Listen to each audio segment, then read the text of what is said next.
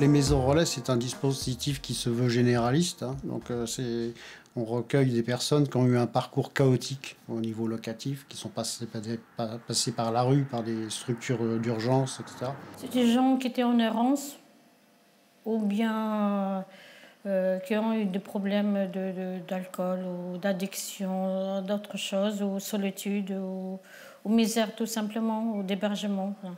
Nous parions sur la communauté des personnes pour que chacun des locataires prenne soin les uns des autres et également des murs, parce que le personnel n'est pas là en permanence par rapport à d'autres structures.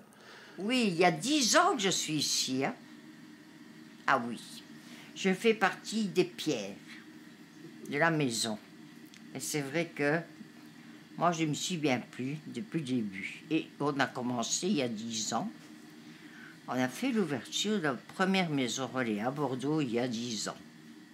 Et j'étais là. Je suis la seule femme ici qui soit restée là. Voilà. Nous bénéficions donc d'une grande cuisine qui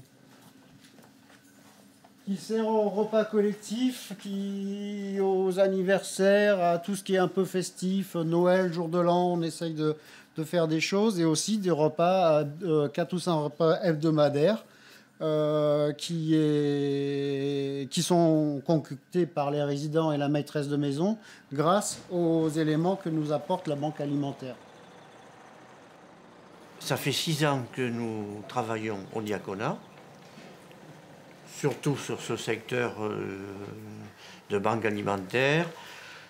Tous les mardis, de 7h à midi, on est pris toute la matinée. Et bonjour, ça va ? En volume, c'est 400-500 kilos, à peu près. Il faut décharger, recharger, distribuer. On a 4 sites à... C'est Trégé, Sichard, Bethel, Sichard, Bethel. Voilà.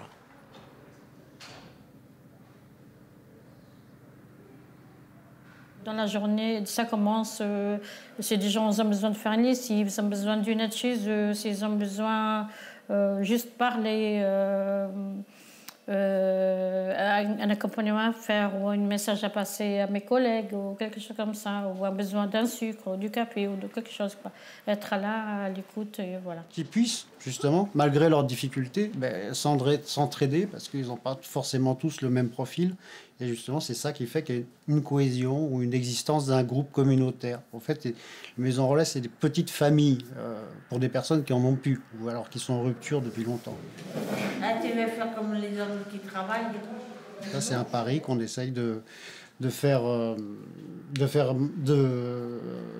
marcher en leur proposant justement d'être acteurs de la vie collective. Donc on a aussi des ateliers, aussi à part ça, on a des ateliers, en fait on fait beaucoup d'activités. Il y a l'informatique, un atelier informatique aussi, tous les 15 jours. On a du théâtre aussi, c'est nouveau ça le théâtre. Une semaine théâtre, une semaine écriture. Voilà. Et on a un atelier de couture aussi, tous les samedis, un samedi sur deux la couture. Et des sorties, voilà. Des esthétismes un peu, il y a un peu de tout, quoi. Alors, vous voulez qu'on fasse un Alors, texte sur les deux sujets? je vais vous expliquer. Ici, je vous sors un bouquet de mariée. Le bouquet de la mariée. Il est joli, tout plein. Joli tout plein. Alors, on ne verra pas dans tous les sens. Des fleurs. Je vous sors. Elle n'est pas là, Isha. Un marteau. Quoi, faut se taper sur les doigts. Non. Faut se taper sur les doigts. Et, faut pas trop s'éloigner du sujet, Un train. un train. Ah, vous Ah, êtes Joséphine Ange Gardien avec votre sacoche. J'ai tout sorti. Ah ben comme les autres, c'est le bouquet, et l'autre il se tape sur les doigts et le train déraille, voilà. Ah ben dire, c'est trop, trop. Et bien voilà, mais il faut trouver quelque chose, un texte, quelque chose à faire avec ces trois choses. Donc avec le train, le marteau, le bouquet de la mariée.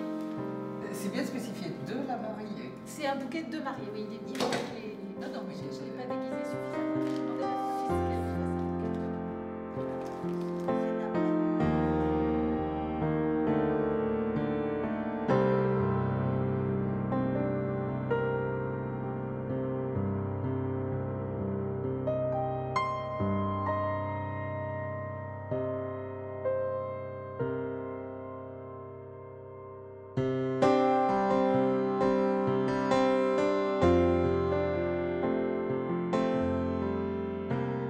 Le travail, c'est une question qui est difficile puisque les personnes qui arrivent en maison relais ont un long parcours de rue, de chaotique, très difficile et l'accès, et ils sont en général très très loin de l'emploi, soit par l'âge, soit par leur pathologie, soit par leurs